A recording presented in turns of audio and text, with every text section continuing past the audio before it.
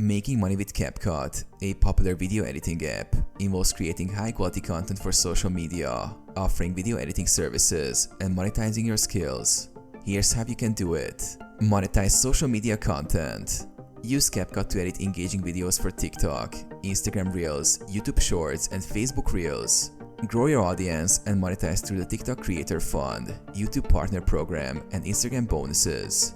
Promote affiliate products in your videos and earn commissions. Offer freelance video editing services.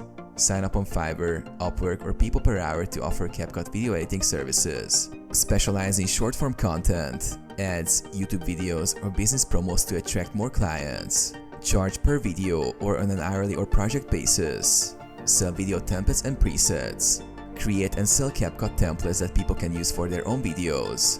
List them on Etsy, Gumroad, or your own website to generate passive income. Create and sell online courses. Teach others how to use CapCut through YouTube tutorials, Udemy courses, or Skillshare lessons. Monetize through ad revenue, paid courses, or sponsorships.